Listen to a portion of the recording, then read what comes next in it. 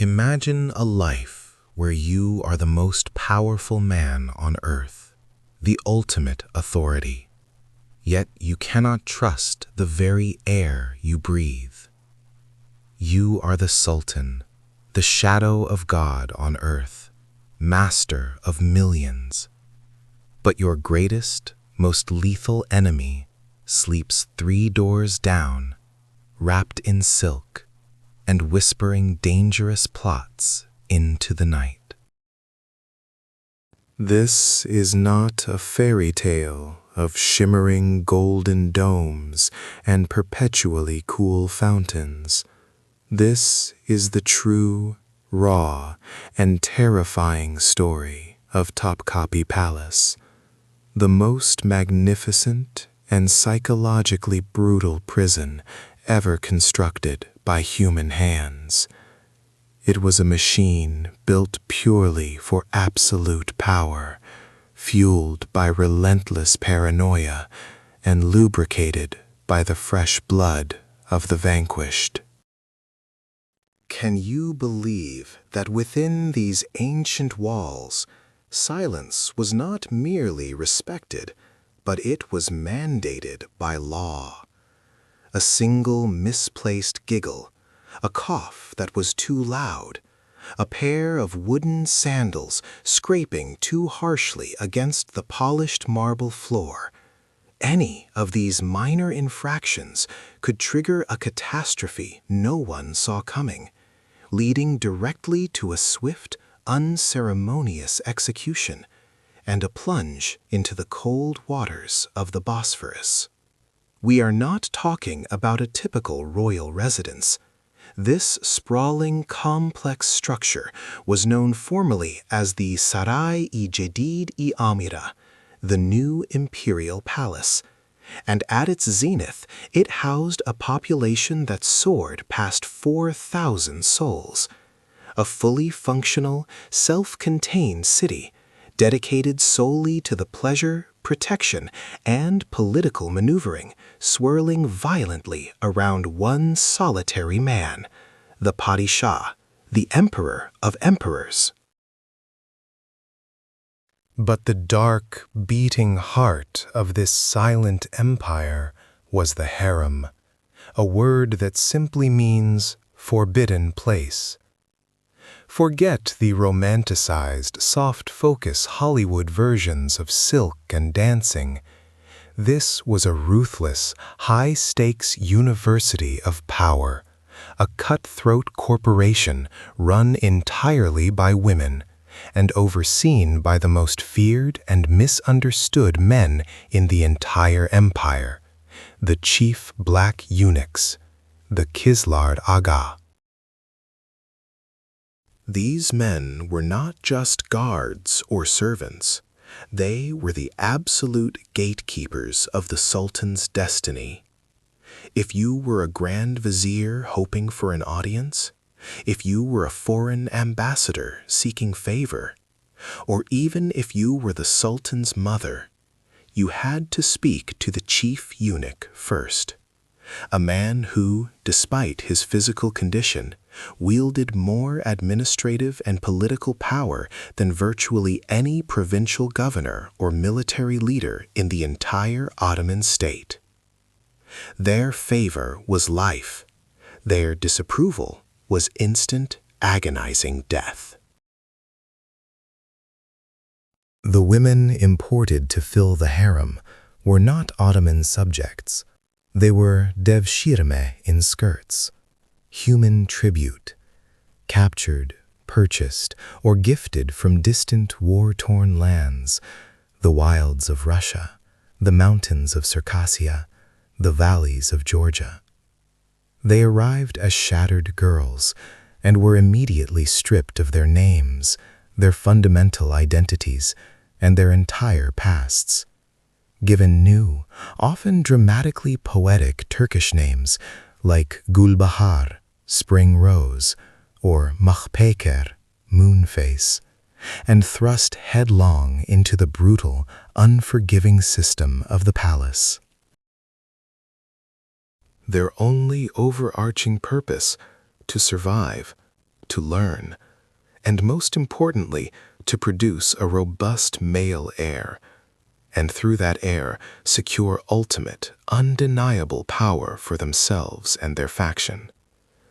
Every single step they took, from the moment they passed through the gate of salutation, was a brutal, treacherous climb up a slippery, blood-slicked ladder that often ended in a sudden, terrifying fall.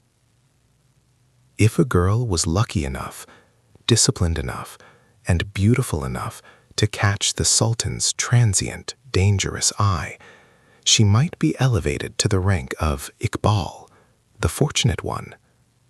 If she demonstrated the divine favor of fertility and bore him a healthy son, she instantly became a Hasiki Sultan, the chief consort. But only one woman, one single iron-willed figure, held the true, terrifying title that superseded all others, the Valide Sultan. The Valide Sultan, the mother of the reigning sultan. She was the undisputed queen of the palace, the political power behind the throne, the one and only woman permitted to speak to the sultan about matters of state, sometimes even openly challenging his imperial decrees. She held the reins of the entire harem, controlled its vast, staggering finances, and often dictated the direction of Ottoman foreign policy, all from behind the secluded walls of her opulent chambers.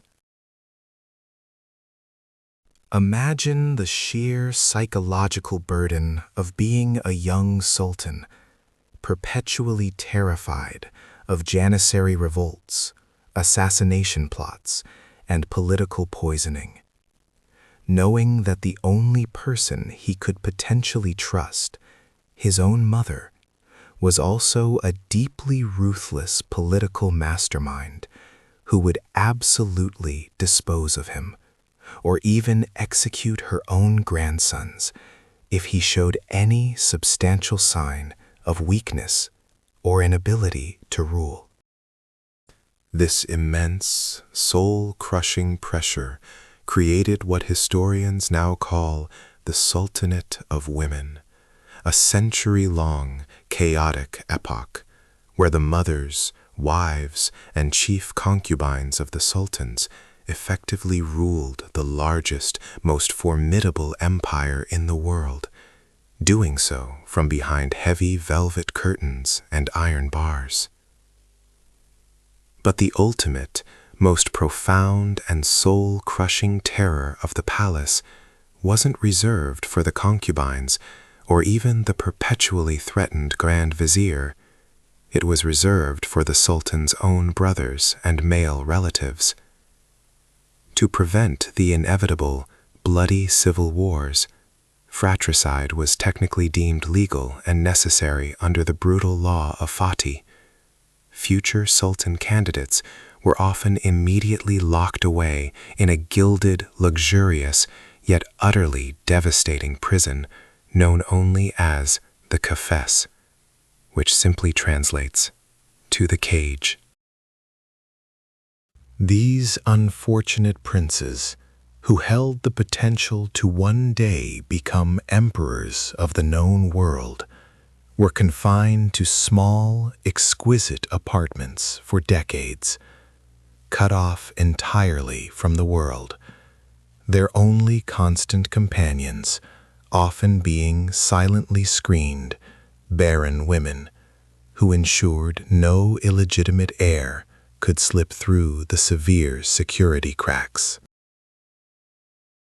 They lived for 30, 40, sometimes 50 years in this profound, paralyzing isolation, their minds often fraying, turning paranoid, waiting in agony for the single day they would either be pulled out and crowned emperor, or, far more likely, choked to death with a silent, lethal silk bowstring.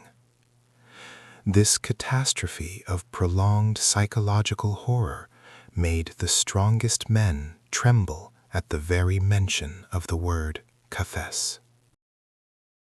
This silent, glittering, yet utterly deadly city was the ultimate, horrifying testament to the fact that absolute power is both the greatest intoxicant available and the most lethal poison ever concocted by man. We are now stepping far beyond the sanitized tourist brochures and diving headfirst into the cold, sharp reality of Topkapi, where every lavish feast hid a potential betrayal, every precious gift contained a deadly threat, and every single day was a desperate, high-stakes fight for mere survival. Prepare yourself, because the heavy, iron-bound doors to the Imperial Harem are about to swing wide open, and the screams of ambition echoing from those polished marble halls are absolutely deafening. This is the true, untold, terrifying history of life inside the Ottoman Palace. And trust me when I say, you are fundamentally not ready for the darkness, the intrigue, and the staggering loss of life that waits inside. We left off standing outside the gates, trembling at the sheer weight of history. Now we are stepping across the threshold, through the Bab-u-Humayun, the Imperial Gate, and immediately the air changes. It's not just colder, it's silent. This palace, sprawling over 700,000 square meters, was not designed as a home for a family. It was designed as a terrifying, self-contained universe of state control. The first courtyard, the court of the Janissaries, is where the noise stops and the obedience begins. Here, the only sounds permitted are the rustle of silk and the rhythmic, terrifying march of the Sultan's elite fighting force, the human embodiment of his absolute will. This is the public face of power, a magnificent display of force designed to cow foreign dignitaries and local rebels alike. But don't be fooled by the open space. Every single movement within Topkapi was a political declaration, a coded message that could mean promotion or immediate, final execution. If a courtier paused too long, if a whisper was heard in the wrong moment, the Sultan's silent, unseen eye was watching, mediated through a ruthless network of spies and informants that even the highest-ranking Grand Vizier couldn't escape. Look up at the towers. They don't guard against outside invaders. They exist to ensure no one escapes the psychological and political clutches of the inside.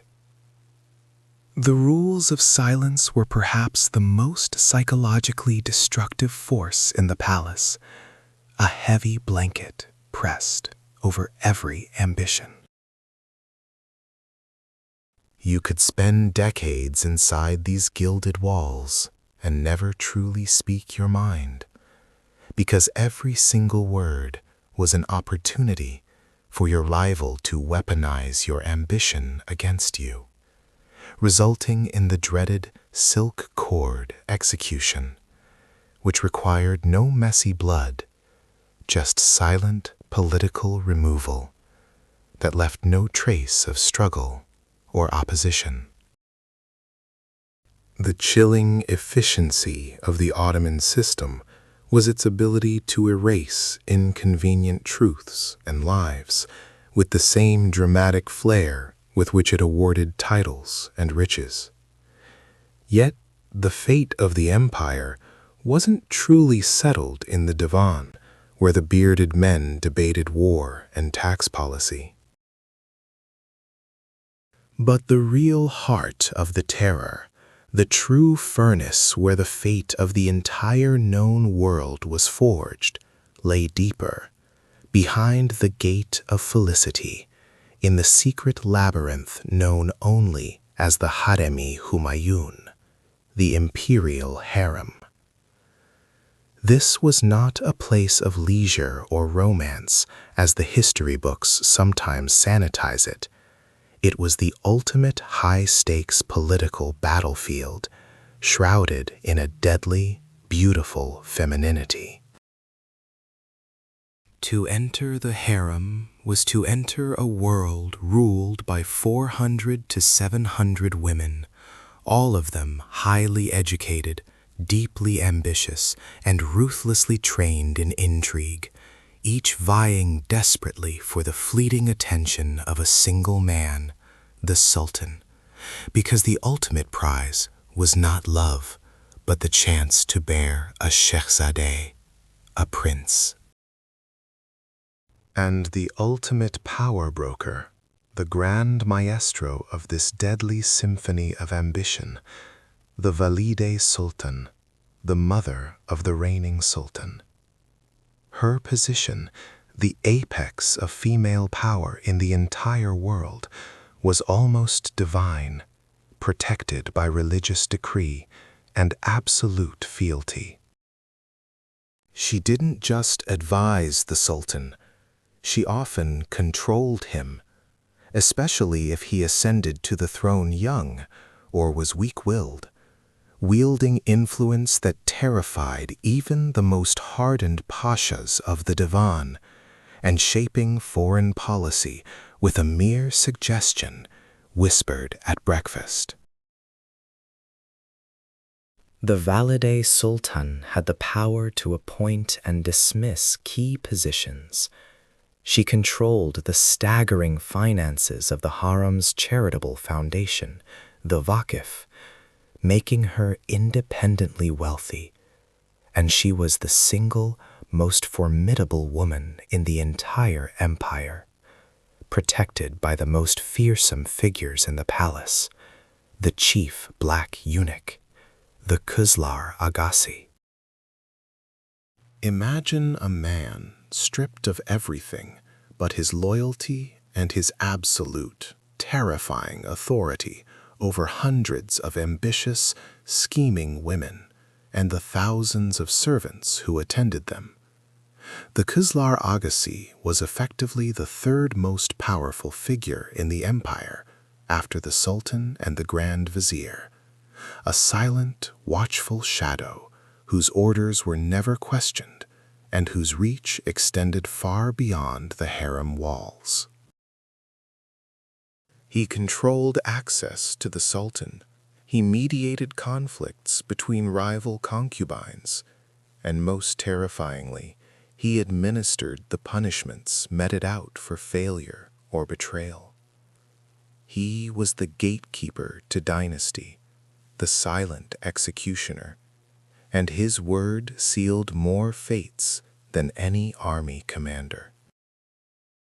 For the thousands of enslaved women brought into this golden prison, life was a constant, desperate audition. They wore dresses of gold thread and diamonds on their fingers, yes, but they walked a razor's edge beneath every smile, knowing one slip meant oblivion. They arrived, often as young girls captured from distant lands, Circassia, Georgia, Hungary, and their training was brutal. Perfect obedience, mastery of court protocols, and the lethal art of psychological warfare against their peers, all orchestrated by the formidable valide. A slight mistake during a public ritual, a perceived disrespect to an elder concubine, or worse, a direct challenge to the valide sultan's authority, could lead not just to exile or a beating, but to the infamous sack execution, a fate worse than any battlefield death. Imagine being sewn into a heavy, suffocating leather sack, weighted down with massive stones, and then dropped silently into the unforgiving, icy waters of the Bosphorus.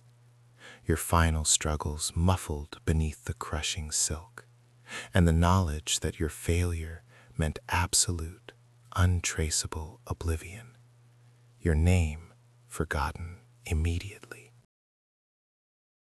This was the ever-present threat for every woman hoping to rise above the title of Carrier, to become a Cadine, consort, and ultimately a mother of a prince. Yet if you thought the women had it bad, constantly competing and fearing the sack, consider the plight of the Sultan's brothers and nephews, the potential heirs. Following the brutal, stabilizing tradition of fratricide, the killing of all brothers upon a sultan's ascension, established by Sultan Mehmed III, the practice was eventually deemed too wasteful and barbaric, replaced by a new, more psychologically insidious horror: the kafes, the cage. The kafes was not a physical cage of iron bars, but a luxurious, highly guarded apartment complex deep within the harem, where these princes, the shehzades, were permanently isolated, often from infancy, guarded only by mute and deaf servants to prevent any political plotting or communication with the outside world. They were given every luxury imaginable: fine food, silk robes, access to learning, beautiful, non-procreating concubines. But they were denied the one thing necessary for rule: experience and freedom. They lived in an agonizing state of suspended animation, knowing that one day they might be dragged out and thrust onto the throne, unprepared and terrified. Or worse, silently executed if the reigning sultan felt even the slightest hint of a threat to his power. Their entire existence was a waiting game, a golden trauma, trapped between the throne and the grave, driving many into madness, alcoholism, or profound suicidal depression. It proved beyond any shadow of a doubt that in the Ottoman Palace, absolute power came wrapped in absolute, soul-crushing paranoia, touching every gilded corner, from the all-powerful valide sultan to the lowest, forgotten prince, waiting in the silence for the silent, final verdict. The verdict never came from the sultan's lips. His voice, roaring across the empire, was strangely mute within the Topkapi walls when it came to the life or death of those closest to him. The true deciders were ghosts, moving through the gilded halls, whispering ancient promises and modern threats into the ear of the ruling dynasty. The harem was not merely a residential wing. It was a parallel government, a deep state run by two terrifying pillars: the valide sultan and the chief black eunuch. This dual authority ensured that even the Padishah himself operated under a perpetual subtle siege of influence, a silken net from which no true ruler could ever fully escape. She was the Valide Sultan, the mother of the Sultan, the only woman in the empire whose power was theoretically absolute, second only to her son, and often, in practice, superior to him. She was the epicenter of intrigue, the spider at the heart of the web, controlling the appointments of grand viziers, managing the imperial treasury, and deciding which consorts might live long enough to bear another prince who could challenge her own son's legitimacy. Every concubine, every servant, every aspiring politician outside the walls understood that failing to secure the Valide's blessing was a silent, guaranteed path to oblivion. She controlled the purse strings, the emanet-i-hazine, funding everything from massive military campaigns to the silk embroidery on the cushions of her own private divan. Her apartments, far larger and more luxurious than those of any Kadin, chief consort, were the true centers of power, protected by layers of loyalty and a fierce maternal ambition that saw the entire Ottoman world merely as an extension of her own child's safety. But even the mighty Valide needed an iron fist to execute her will, a shadow that moved where she could not. Enter the Kizlar Agassi, the chief black eunuch, the master of the gates of felicity, arguably the most feared man in the entire Ottoman Empire.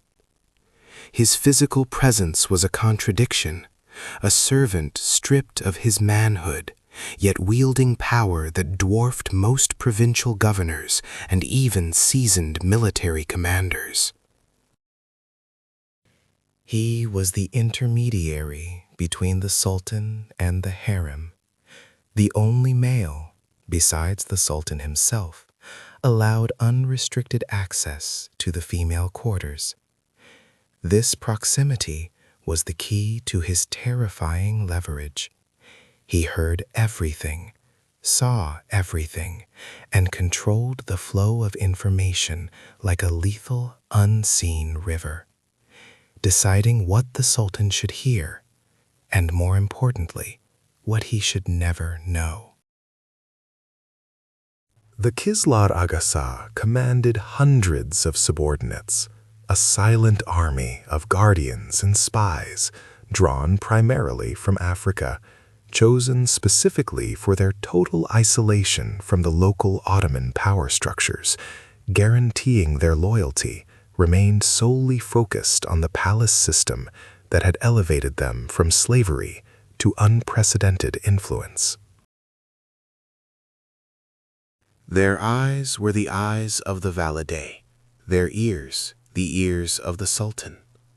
Every cup of coffee served, every letter passed, every whispered conversation in the hammam, it was all tallied, filtered, and reported directly to the black silk sleeves of the chief eunuch.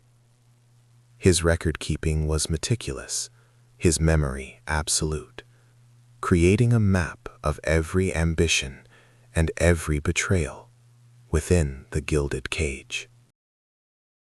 If a favorite concubine was becoming too ambitious, or if a young prince showed too much intellectual curiosity that might threaten the established order, the information flowed up to the chief eunuch first, and his decisions were final, rarely requiring the Sultan's direct oversight to be carried out. If he decided a person was a threat, that person simply vanished. No trial, no fanfare, just a silent escort to the Bosphorus, or perhaps a dose of bitter almond oil, delivered with a pleasant smile in the late hours of the night, a chilling end to a high-stakes game. This suffocating web of power was never more apparent than in the lives of the Sultan's younger brothers and nephews, the ill-fated residents of the Kafes, the cage. This was the ultimate prison within the palace walls, designed not with stone and mortar, but with gilded boredom and psychological torture that stretched across decades. These princes, heirs to one of the world's greatest empires, spent years locked away, isolated from politics, from war, from life, and often, tragically, from sanity itself. They were given every luxury: fine clothes, endless food, compliant female servants. But they were denied the one thing that mattered: freedom and purpose, the very elements that define a human soul.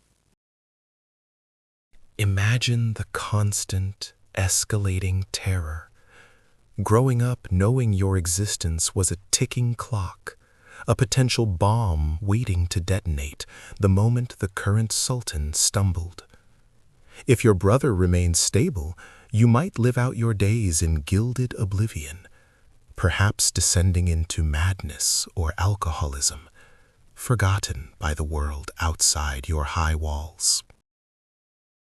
But if he died, you were instantly yanked from the Kafes, handed the reins of global power and the destiny of millions, and immediately expected to secure the dynasty by ordering the silent, brutal strangulation of every brother you left behind, before they could do the same to you.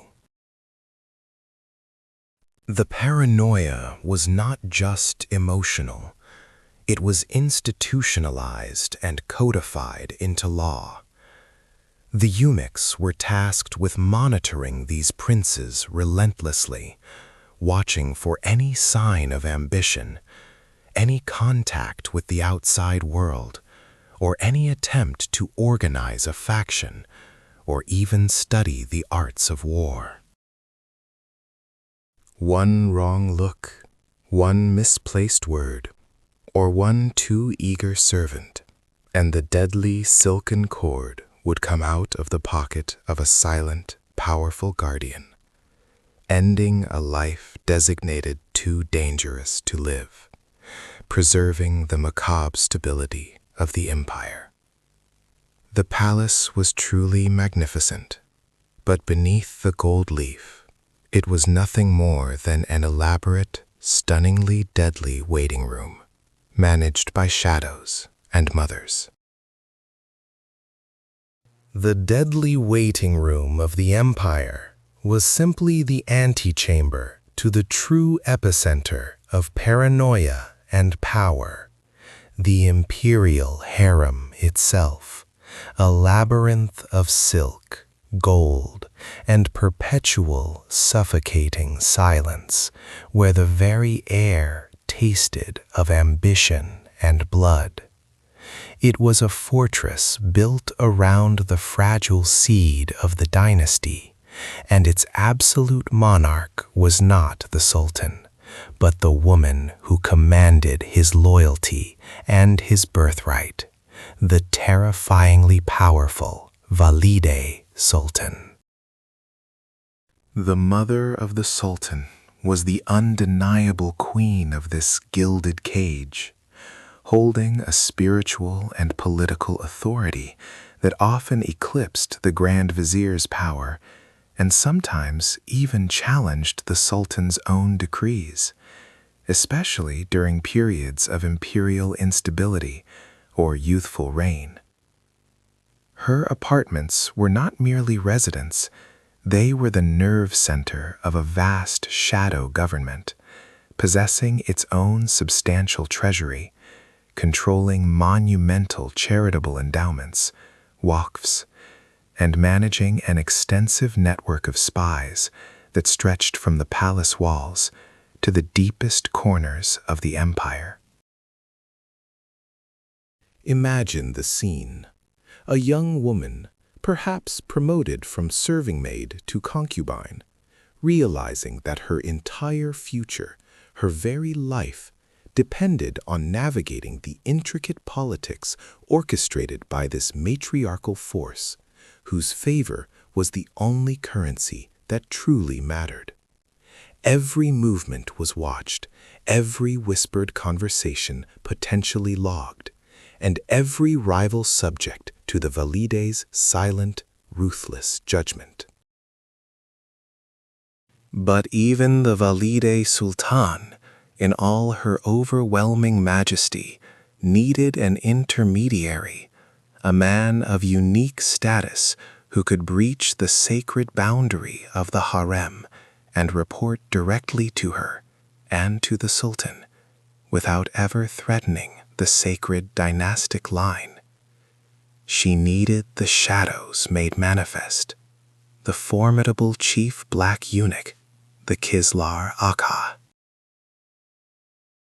This man, often imported from Africa, was the true bureaucratic linchpin of Topkapi Palace, casting a shadow so immense it swallowed the light of lesser officials.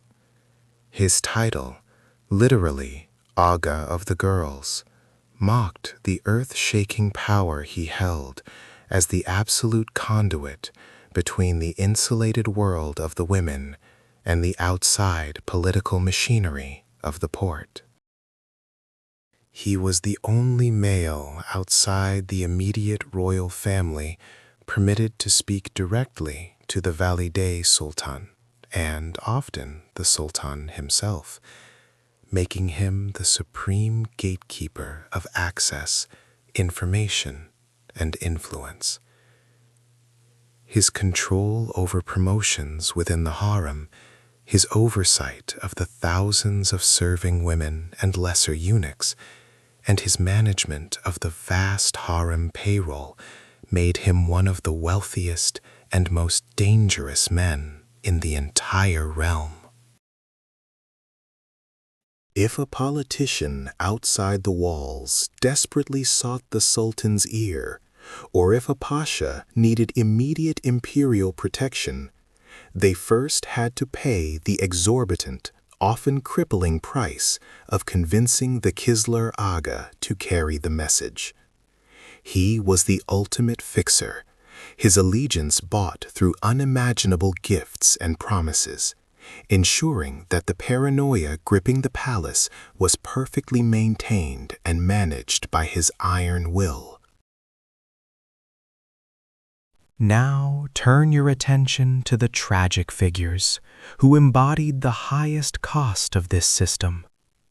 The princes confined within the kafis, or the cage. This was not a cell of rough stone, but a beautiful, isolated suite of apartments where the sultan's brothers and potential male heirs were locked away, sometimes for 40 or 50 years following their father's ascension to the throne.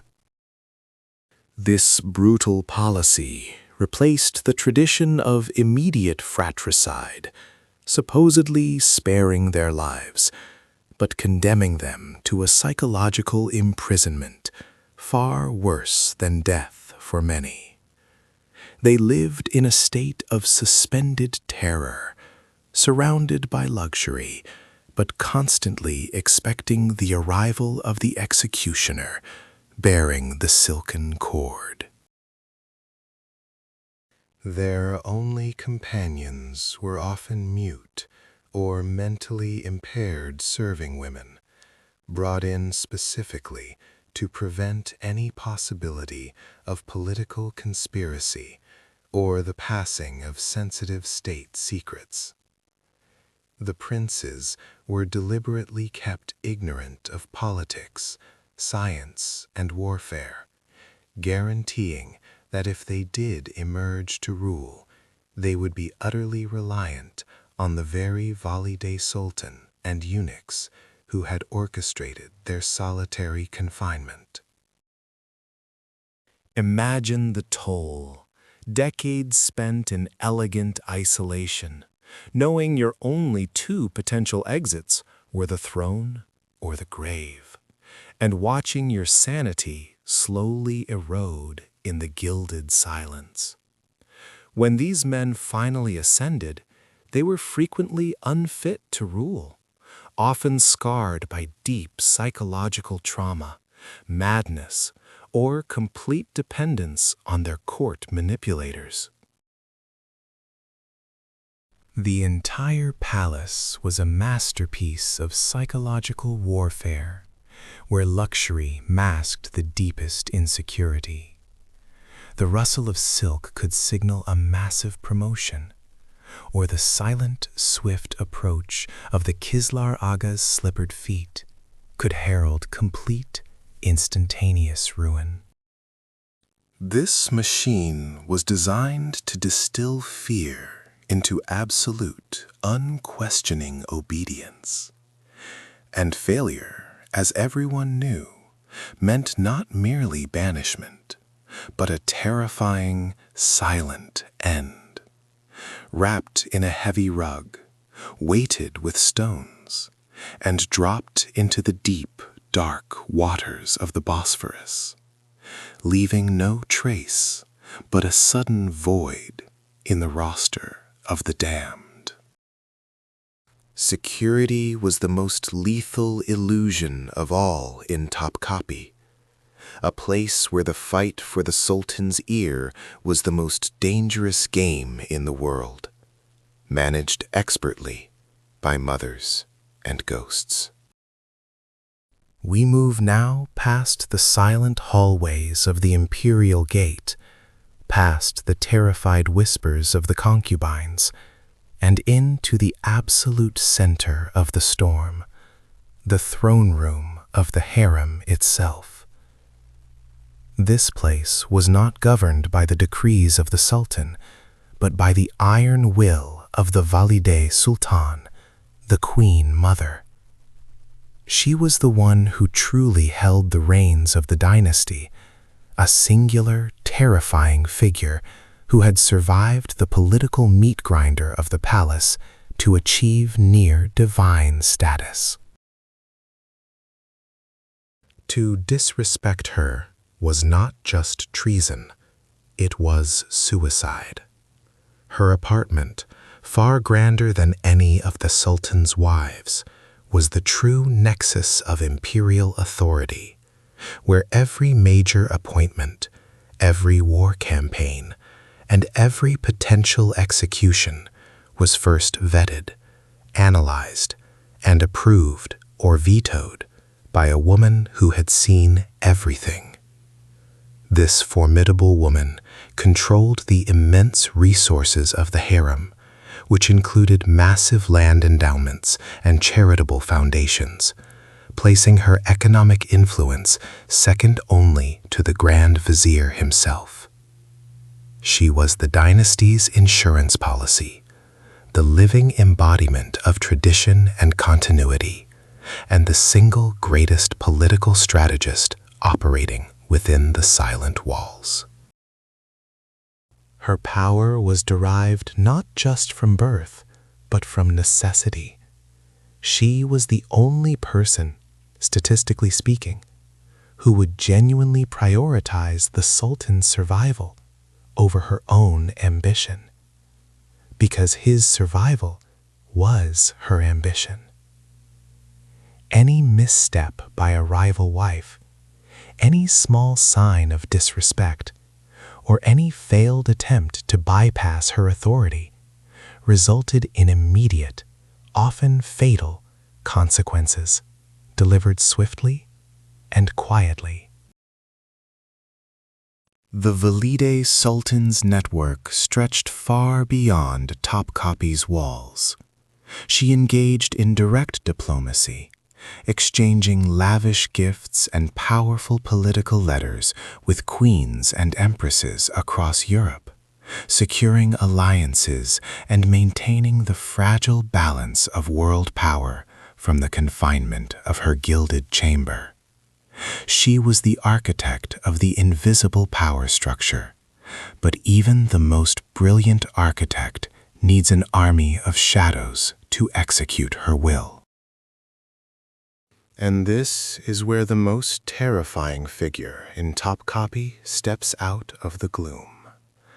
The Kislar Agassi, the chief black eunuch. This man was not merely a servant. He was the grand master of the harem, the single communication channel between the Sultan and his world of women, and the commander of the entire harem guard, a force numbering in the hundreds, loyal only to him. His role was absolute, his loyalty purchased through intense indoctrination and the promise of astronomical power and wealth. Unlike the white eunuchs who managed the outer courts and schools, the black eunuchs were the gatekeepers of the private chambers, the ones who saw everything, heard everything, and reported directly to the Valide Sultan and the Sultan himself. The Kislar Agassi's apartment was strategically placed right next to the entrance to the Sultan's private quarters, meaning every visitor, every message, every secret filtered through his office first.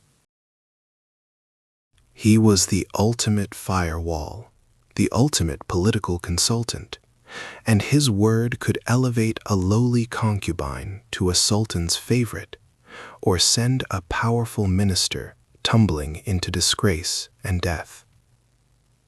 The psychological drama surrounding these men was immense. They were stripped of their manhood as boys, often taken violently from their homelands and castrated. Yet they ended up holding more true systemic power than many pashas commanding armies. This paradox fueled their ruthlessness, making them the perfect, emotionless instruments of imperial control. They had nothing left to lose in the world, yet everything to gain within the palace hierarchy.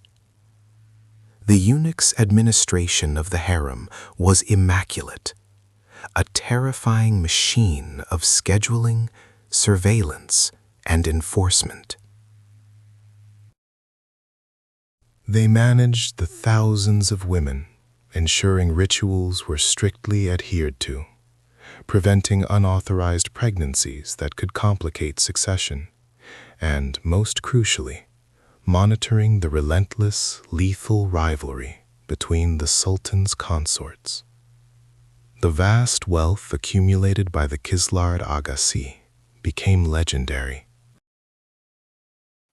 They commanded immense personal fortunes, derived legally from controlling the massive harem payrolls, and illegally from selling influence, appointments, and even granting private audiences with the Sultan, a service that cost staggering sums. Ministers who needed a decree signed or a rival disgraced would pay tribute not to the Grand Vizier, but to the chief eunuch, knowing that this silent, formidable gatekeeper held the true key to the Sultan's mood and compliance. The bribery was so endemic, so institutionalized, that it became an accepted, unspoken tax on power, lubricating the entire political machine of the empire. The system, while corrupt, was also ruthlessly efficient in its cruelty. The eunuchs ensured that the flow of information was absolute, preventing any unauthorized contact that could destabilize the dynasty, thus protecting the Valide Sultan's grip on the internal mechanics of the state. The harem was, at its core, the world's most luxurious intelligence agency. Every woman, from the lowliest laundry girl, Kariye, to the highest-ranking wife, Haseki Sultan, was consciously or unconsciously participating in a massive surveillance network. They were constantly fighting, yes, but they were also constantly watching, listening, and reporting. The Valide Sultan and the Kislar Agassi utilized this internal espionage system brilliantly, creating an environment where trust was a lethal liability. A passing comment about the price of silk or a seemingly innocent question about a military campaign could be twisted, magnified, and delivered to the Sultan's ear within the hour, often resulting in swift purges across the outer courts. Imagine the Sultan himself, the absolute ruler of 3 continents, yet living in a gilded cage where every interaction was curated, every piece of news filtered, and every smile potentially a dagger. His only window to the outside world, his true world, was managed by his mother and his chief eunuch. This isolation bred a profound paranoia that permeated the entire structure of the palace. If the Sultan felt threatened, the response was not diplomatic negotiation. It was immediate, silent, and overwhelmingly violent. The constant threat of poisoning or strangulation was the air everyone breathed, even the Sultan himself, who often slept in different locations every night, trusting no one. This was the true meaning of the Imperial Gate. Not a majestic entrance, but a terrifying barrier separating the terrifying reality of the world from the even more terrifying reality of the Harem, a place ruled by the ghosts of ambition, managed by the eunuchs who had nothing left to lose, and governed by the mothers who held everything to gain in the darkest, most opulent palace on earth. The moment the heavy bronze doors of the imperial harem slammed shut, the women inside didn't enter a home, they entered an academy, a brutal finishing school designed solely for political warfare and lethal ambition. Every exquisite silk garment, every perfectly placed jewel was merely camouflage for the razor-sharp strategies enacted beneath. They were the Kariye, the human currency of the empire, seized from lands far away, stripped of their original names, and rebranded with elegant, often poetic, Persian monikers that meant nothing and everything.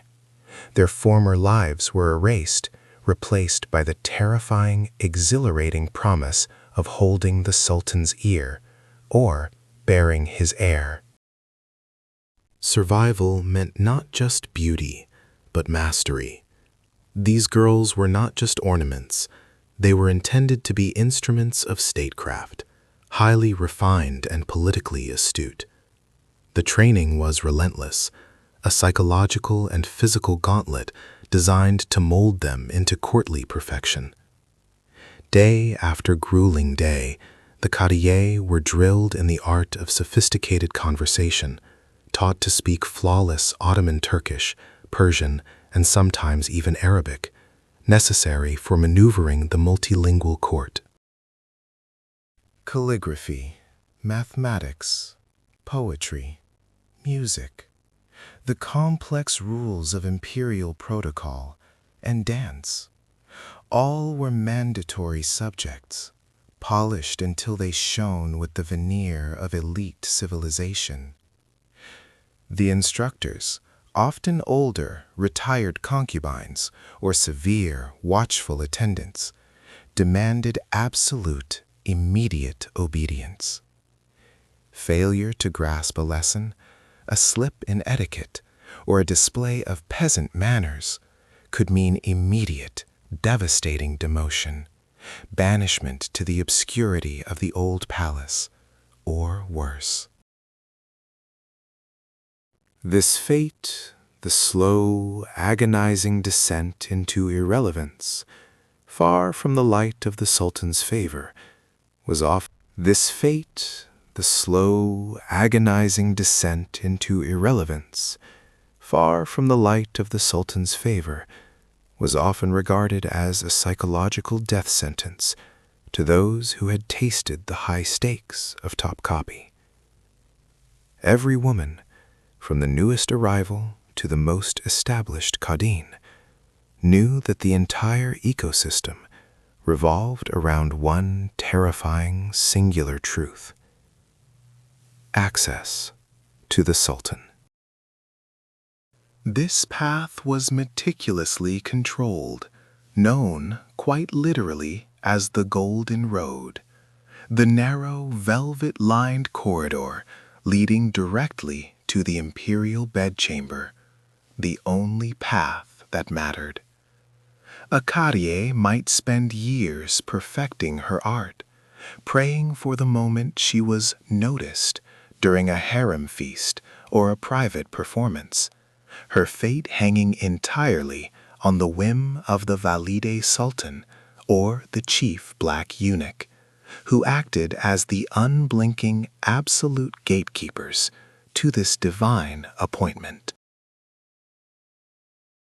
If she was deemed worthy, if her beauty was potent enough and her background politically safe enough, a critical calculation made entirely by the valide, she was selected. She first became a gozde, which translates chillingly as the favorite. This position was intoxicating but agonizingly fleeting, like standing on a cliff edge with high winds swirling. The gozde was granted luxurious apartments and increased staff, but her status was ephemeral.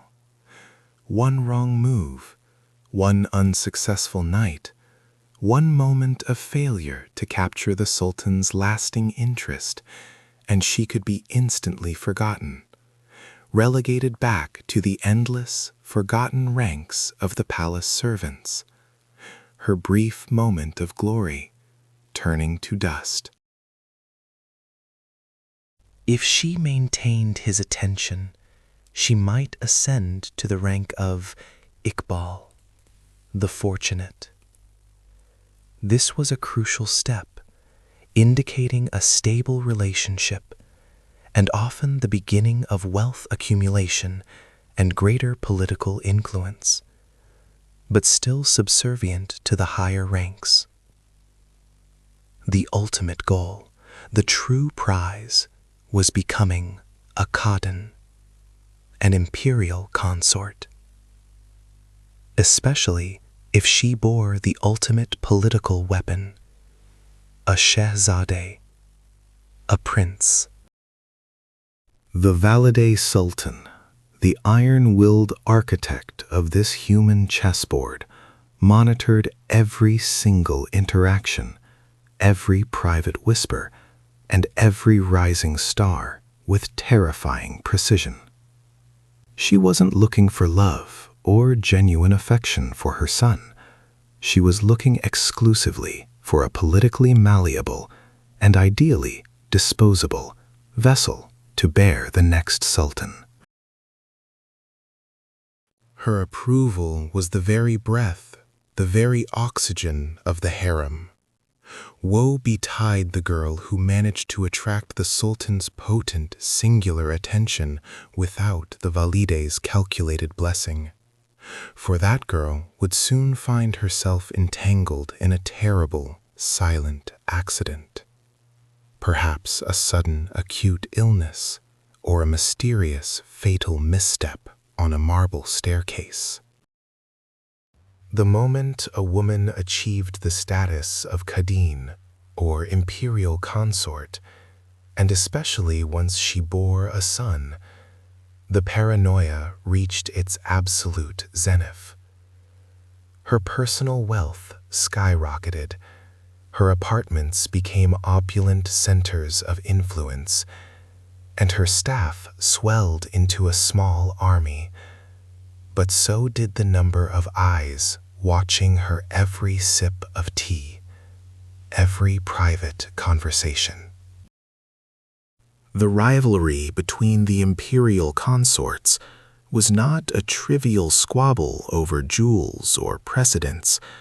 It was a devastating, existential Cold War, fought with coded whispers, strategically planted evidence, and, most frequently, poison smuggled in through corrupt laundry servants, desperate cooks, or jealous, manipulated attendants. Every Shehzadeh born was not a source of unalloyed joy, but a ticking, volatile time bomb for the entire harem, destabilizing the entire imperial structure. The black eunuchs, the silent, terrifying pillars of this deadly institution, moved through the corridors like perfectly tailored shadows, immune to the feminine rivalries, yet utterly indispensable to their function.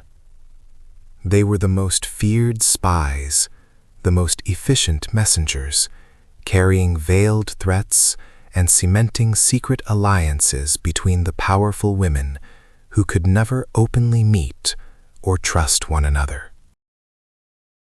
The Kislar Aga controlled the flow of information, the flow of goods and currency, and, most terrifyingly, the flow of justice and punishment. They held the power of life and death in their velvet gloves. If a carrier, or even an attendant, was found guilty of disobedience, treason, or even the vague accusation of dishonor, the punishment was swift, silent, and entirely final. They were taken not by loud decree or public shaming, but by the quiet drag of silk shoes on marble at midnight, led through secret doors to the palace gardens or the shore of the Bosphorus. There was no trial, no appeal, only the terrifying swiftness of Ottoman power. Imagine living in a world where your ultimate terrifying success meant securing your son's place on the throne, a position that automatically painted a permanent, deadly target on the backs of all his half-brothers, and consequently, on your own life. The psychological strain of this perpetual readiness, this constant fear of betrayal from the very women you shared a bathhouse with, was the true, inescapable torture of the golden cage. The harem was designed to manufacture ambition, but it perfected isolation. They lived surrounded by incomprehensible riches, waited upon hand and foot, yet they were fundamentally prisoners in the most luxurious, gilded dungeon humanity had ever conceived, forever waiting for the Sultan's unpredictable call or the Aga's final, silent signal that their time had run out. The silk ropes were always ready, coiled neatly in a corner. The whispers never stopped. This was the life of power in the Ottoman harem, a place where survival was measured not in years, but in the successful elimination of rivals, managed by the eunuchs who had nothing left to lose, and governed by the mothers who held everything to gain, in the darkest, most opulent palace on earth. The terrifying dance of power didn't end with the rivals outside the gates. It began with the man who sat upon the golden throne, the Sultan himself.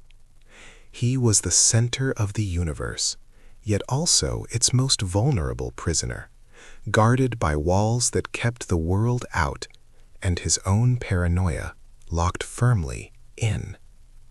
His meals were a ritual of suspicion, every bite scrutinized, every sip tasted by the designated royal food tasters, the Cheshnigirbashi, whose survival literally depended on their quick identification of poison. It was a chilling reality. Trust was a luxury only the dead could afford, and the cost of misplaced trust was paid in convulsions on the marble floor.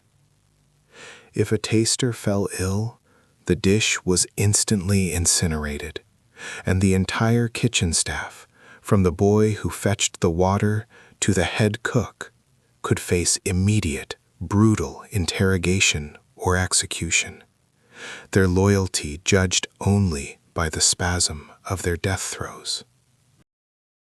This extreme vetting created a constant, vibrating tension that ran through the heart of the palace staff, a silent pact of fear that bound them closer than any loyalty oath, lest one man's greed bring down the entire hierarchy in a bloody purge.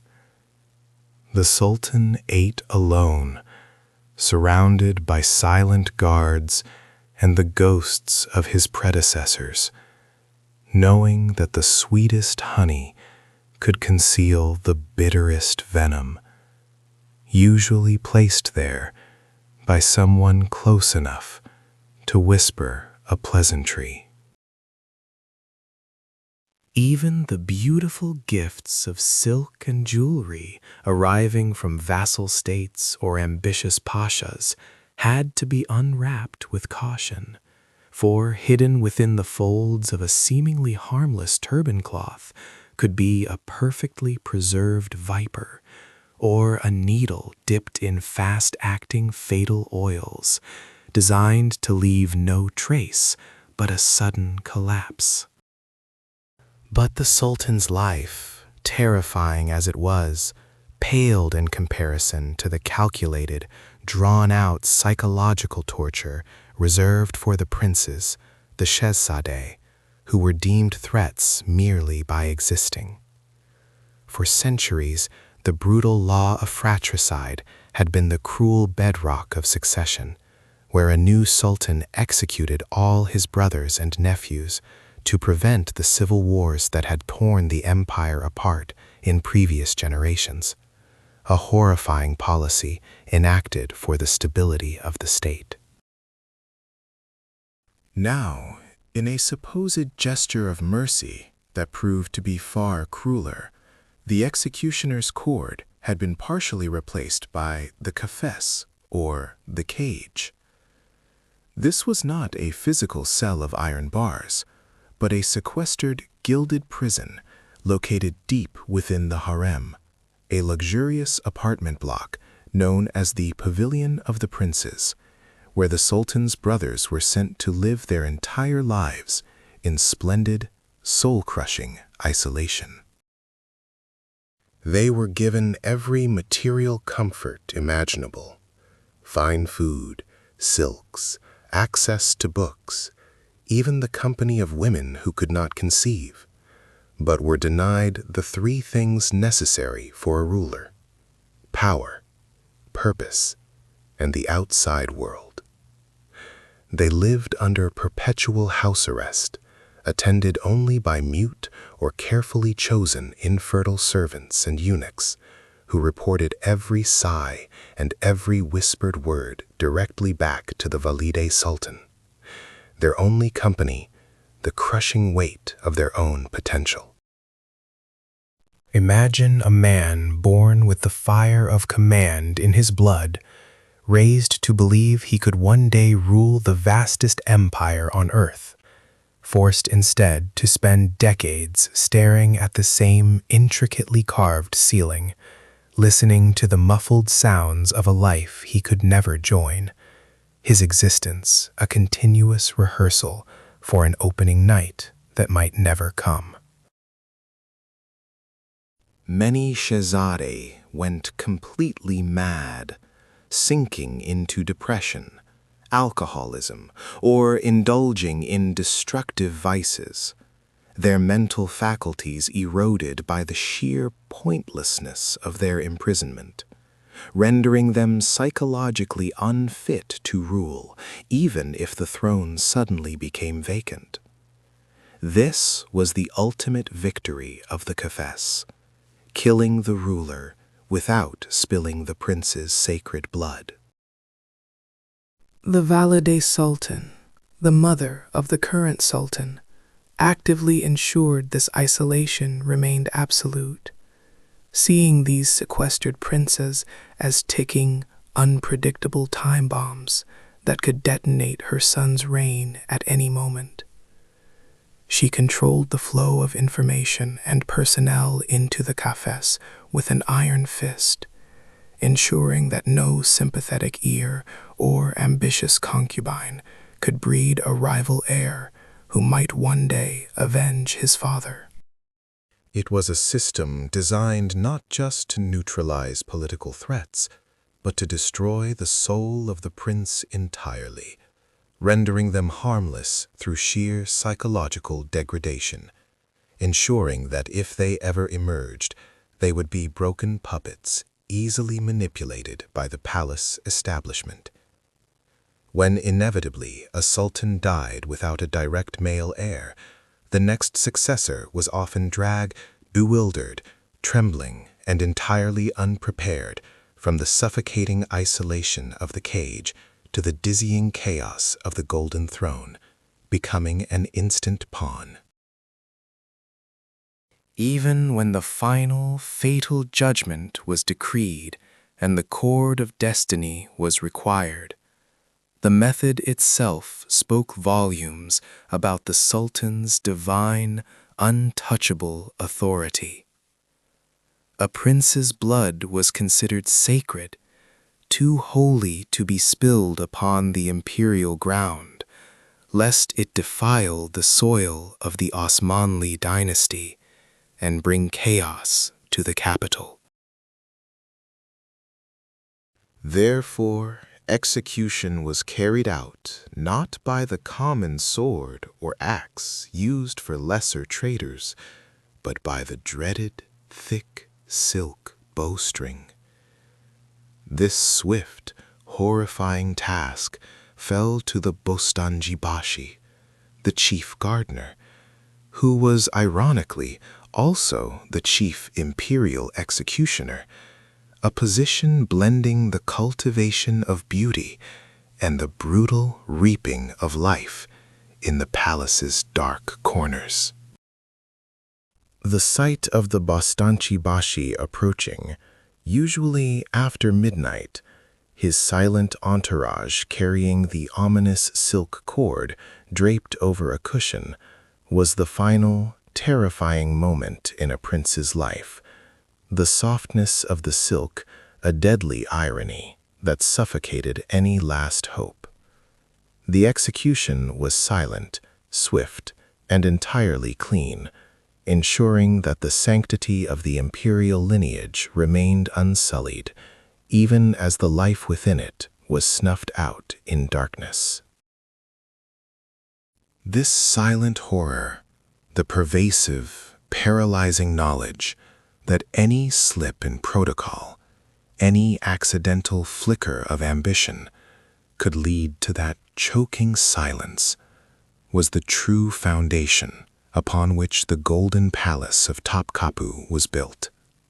It was a palace of dreams built on a bedrock of fratricide and fear, where every victory was temporary, and the only constant, the only certainty, was the waiting silk cord.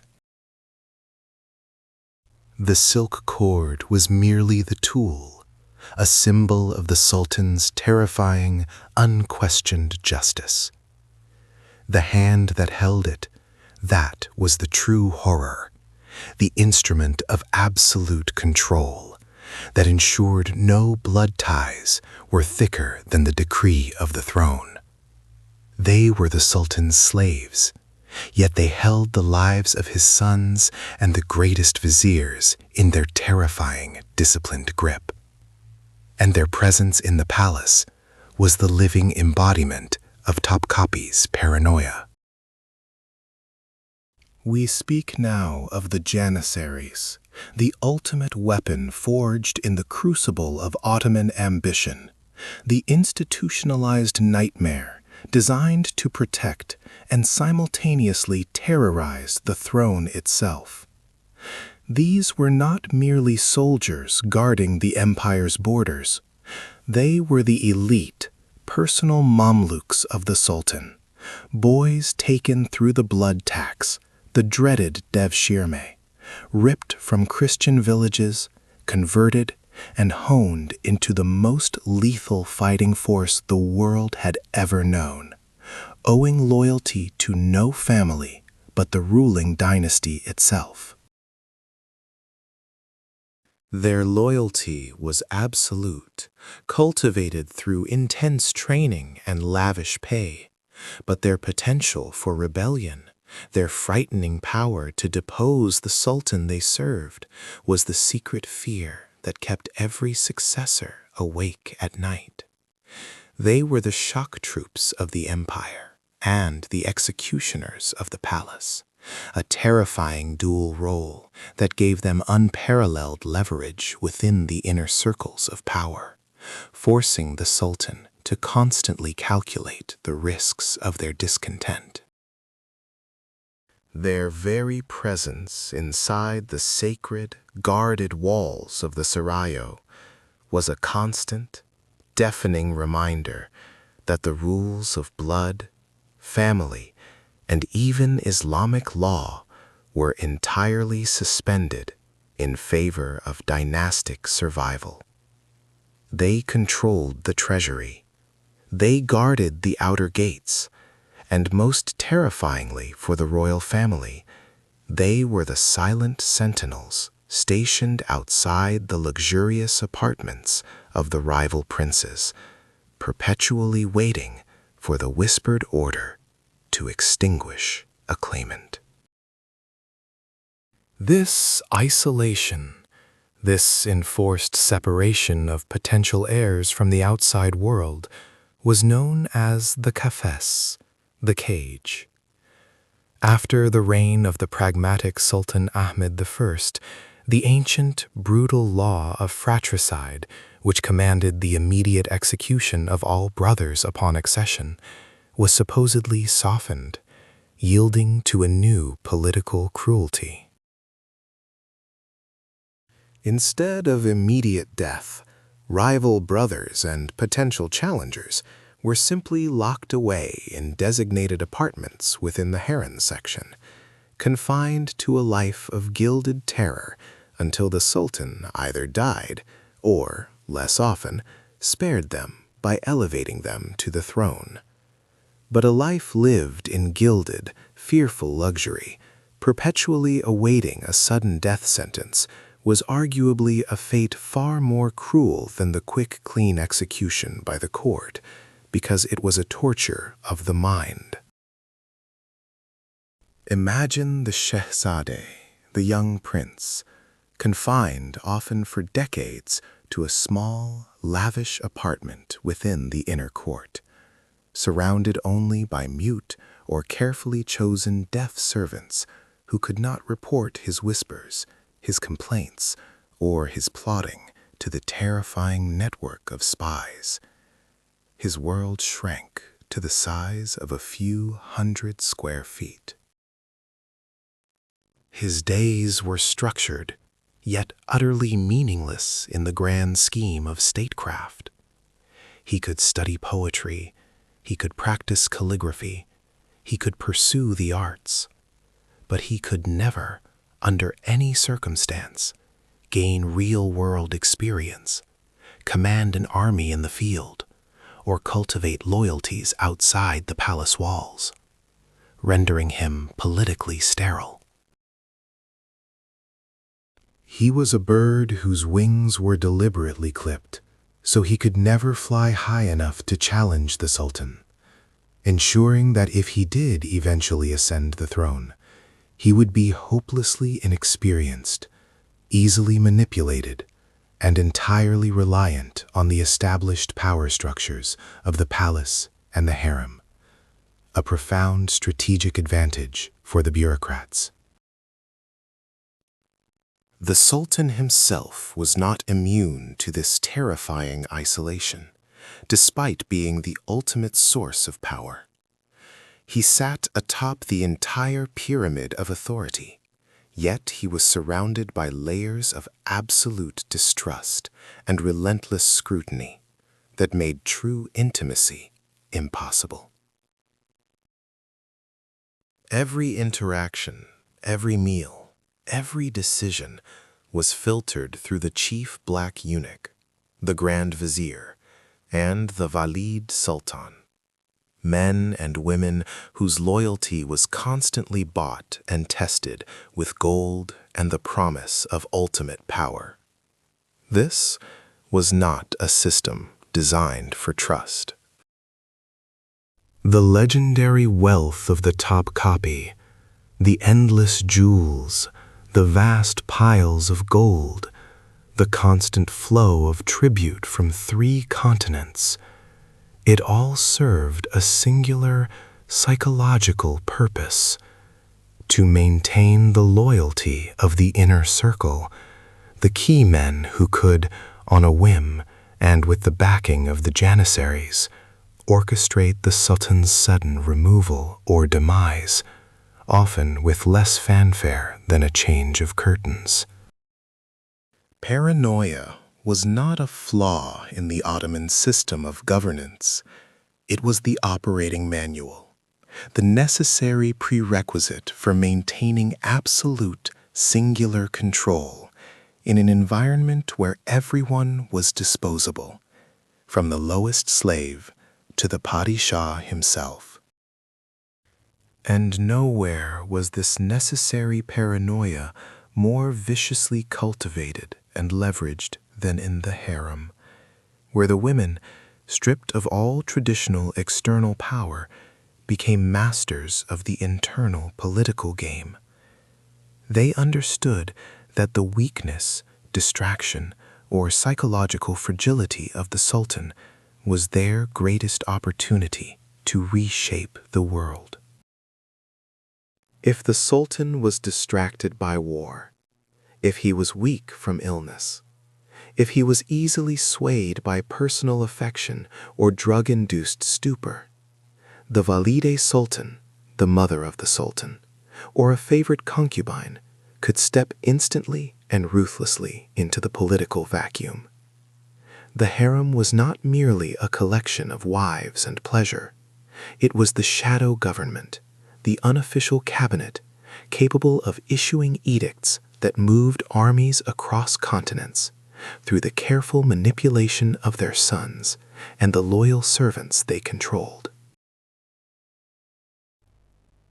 Consider the sheer, terrifying political longevity of figures like Kosum Sultan, perhaps the most notorious puppet master in Ottoman history. She entered the palace as a slave girl and ended her life as the most powerful woman the Ottoman Empire had ever known, ruling through her sons and even her grandsons, effectively serving as regent for decades, surviving multiple executions and palace coups. She navigated the treacherous waters of the Kafes, surviving the reigns of multiple sultans, orchestrating coups from behind the last screens, promoting and demoting grand viziers with a terrifying ease that made the men of the Divan tremble. Her power lay not in force, which she lacked, but in the absolute mastery of information, the placement of her loyal eunuchs in every vital position, and the psychological manipulation of every man who dared to challenge her influence. This system of enforced fear, maintained by the janissaries' silk cord and the harem's devastating whispers, meant that daily life in Topkapi was a continuous, high-stakes performance, where survival was the only currency. Every smile was suspect, every gift potentially poisoned, every moment of silence loaded with unspoken threat and political calculation. The vast, echoing courtyards of the palace, intended to reflect the glory of God and the Sultan, instead amplified the sounds of creeping footsteps and the rustle of silk, sounds that signaled either a tremendous advancement or an immediate, terrifying execution. The residents of the Golden Cage knew one truth above all others. They were not living history. They were waiting for it to strike, and the greatest victory they could claim was simply surviving the night without attracting the fatal gaze of the Sultan's attention.